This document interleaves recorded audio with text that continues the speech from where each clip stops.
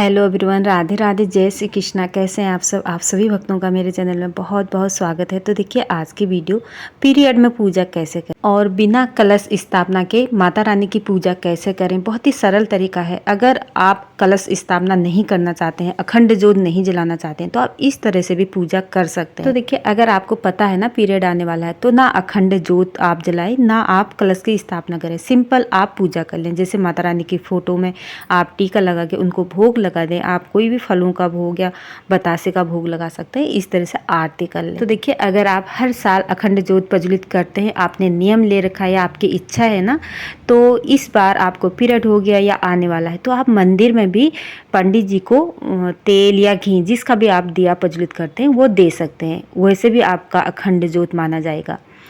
तो देखिए अगर आप लास्ट के दिनों में पीरियड होता है, तो आप नवरात्रि में कन्या पूजन किया जाता है, तो हम कन्याओं का पूजन कैसे करें, कन्याओं को कैसे खिलाएं। अगर आप अष्टमी नवमी में आपको पीरियड होता है, तो आप जो शरद पूर्णिमा आएगी ना, तो उस दिन आप कन्या पूजन कर सकते हैं। आपका नियम भी पूरा हो जाएगा और आपके मन में भी संतुष्टि हो जाएगी। तो देखिए पीरियड के दौरान भी आप इस तरह से पूजा पाठ कर सकते हैं।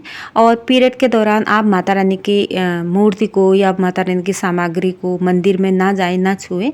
आप वैसे भी व्रत ले सकते हैं, मानसिक रूप से पूजा करें, माता रानी का मंत्रों का जाप कर सकते हैं। और आप कथा भी सुन सकते हैं, आप फोन में सुन सकते हैं, अपने बच्चों से सुन सकते हैं या अपने पतिदेव से भी सुन सकते हैं। इस तरह से आप नवरात्रि की पूजा कर सकते हैं। तो देखिए अगर आपने कलश की स्थापना की है ना, तो अखंड ज्योत जलाना अनिवार्य होता है, विशेष होता है। तो देखिए पीरियड के दौरान अगर आपके व्रत छूटते हैं ना, तो आपको जैसे पहले पीरियड होता है तो आप लास्ट के व्रत ले लें। अगर लास्ट में पीरियड की बारी है तो आप पहले के ले लें। अगर आप सप्तशती का पाठ करते हैं तो वो पूरा करना बहुत ज़रूरी होता है। तो अगर आपको लास्ट में पीरियड है तो आप सप्तशती का पाठ पहले ही पूरा कर लें, 1-2 दिन में ही पूरा ख़त्म कर लें। तो नवरात्रि के दिनों में आप इस तरह से भी पूजा कर सकते हैं अपनी सुविधा के अनुसार। तो ऐसा नहीं है पीरियड हो गया तो हम पूजा ही ना करें, हाथ में हाथ रख के बैठ जाए। तो आप अपने सुविधा के अनुसार देख लें। पहले पीरियड है तो लास्ट में कर लें सारे नियम, अगर लास्ट में है तो पहले ही कर लें आप सारे नियम, ठीक है। तो देखिए यहाँ पे मेरी पूजा भगवान जी का स्नान भी हो गया है, माता रानी का, और गौरी गणेश जी की मैंने यहाँ पे स्थापना की है, माता रानी की स्थापना की है। तो देखिए आप कन्या पूजन भी इसी तरह से कर सकते हैं। अगर आपको पता है लास्ट में पीरियड है तो कन्या पूजन भी आप 2, 3, 4 या फर्स्ट नवरात्रि पे ही कर सकते हैं।